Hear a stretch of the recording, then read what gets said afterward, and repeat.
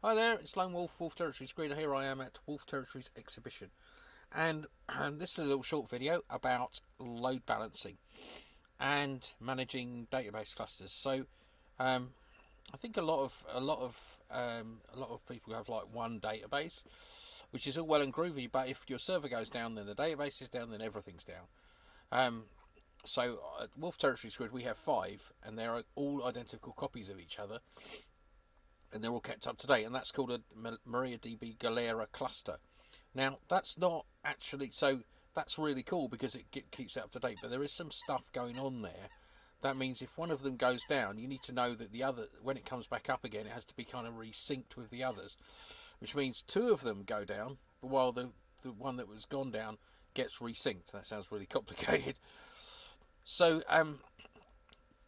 we were using something called HA proxy to proxy the traffic into the five database nodes, and we've recently switched over to MariaDB Max Scale, and we've got a new special servers.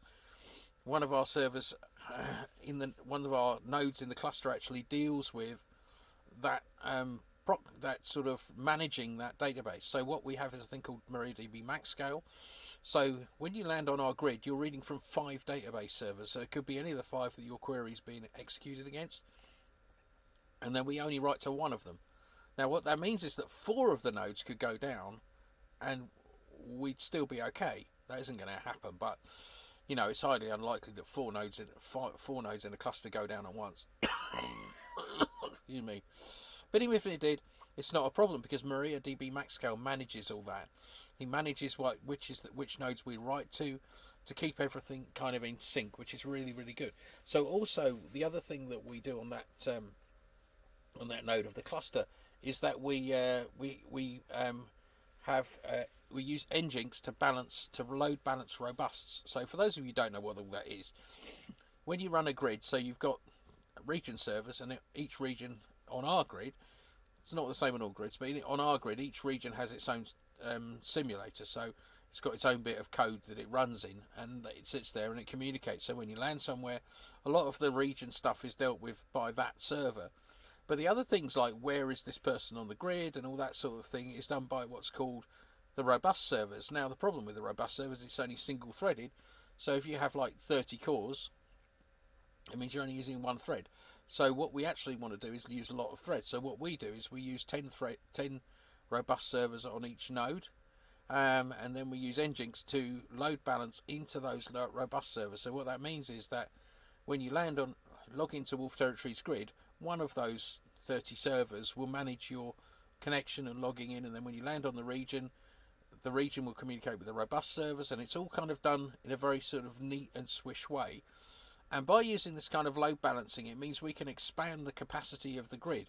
One of the biggest problems we had is when we went from 200 people to 400 people in a week, and we just weren't ready for it. And that's the biggest issue you have if you have a small grid and you suddenly get a lot of users. The biggest issue you have is scaling, because most sort of single server, maybe two or three servers, you're probably going to scale to 100 regions, and you're probably going to be at 400 users or something like that before you start getting real issues and it gets all laggy and horrible and slow. You're also I know people criticise me for going on about redundancy, and what redundancy means is that we have multiple copies of the same servers. Even like our load balancer servers, we have them on different servers. We've got a thing called high availability, so that means that if one of the servers goes down, the cluster will actually just bring it up somewhere else and keep the whole thing running.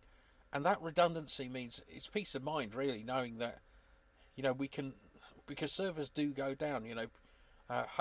Data centers have problems; they have to do maintenance and all that sort of thing.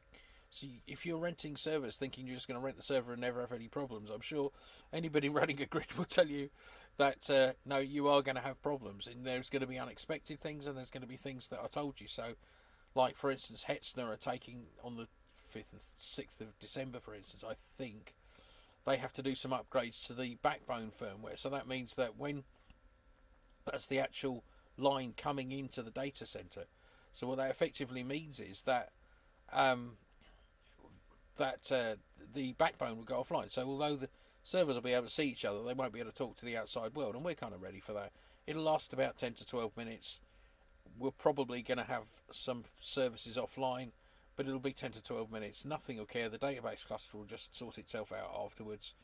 And we know that our load balancers are not in any of the affected zones, so we'll still be able to deliver databases. We'll still be able to deliver grid and websites and everything like that, because we're not too reliant on one server. So the goal of if you're building a bigger infrastructure, what you need to be doing is looking to build in redundancy. Like, for instance, our region servers, we don't store anything on those region servers that we need.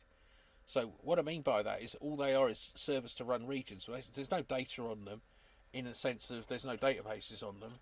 There's cached data, of course, which we don't care about. We can delete that. We can, like with one command, we can move a region from one node to another, and it sends a nice message to the users and says we're moving this to another server, and then the region goes down, and then the region comes back up on the new server, and we don't really do anything except give issue the command. That's taken a lot of time to write this sort of code and make the whole thing work across a high availability Proxmox cluster. Anyway, okay, so I hope that's really helpful. If you want to join the grid and try it out and you didn't understand any of that technical jargon I was just talking about, that's okay. www.wolf-grid.com. Just sign up for an account. Get yourself a region if you want to. Or a region is like an area of land that belongs to you. And then you can use our control panel to use AI on a control panel, or just generate a terrain for your region. Hit a button, you'll have a pile of mountains. There's loads of places you can get free stuff, and some places you can buy stuff like Luna's incredible store that you can put on your region, and you can basically build anything you like. And if you're not used to this sort of virtual world, then it's really worth experiencing some of the things that are going on. And we've got some new. I'm going to have a meet and greet where you can come and have a chat with me, but I'm quite open to talking to people if they want to. So anyway, so it's www.wolf-grid.com. I'll just bring that up on my viewer, my browser.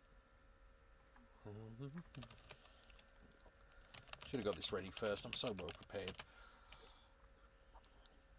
Here we go. www.wolfgrid.com.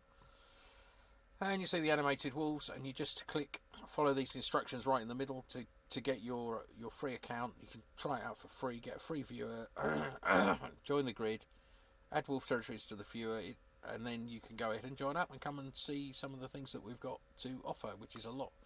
So we have a lot of events and things like that. Okay, anyway, so thank you very much. I'll put the link in the text of this video. Have a really great day. Bye.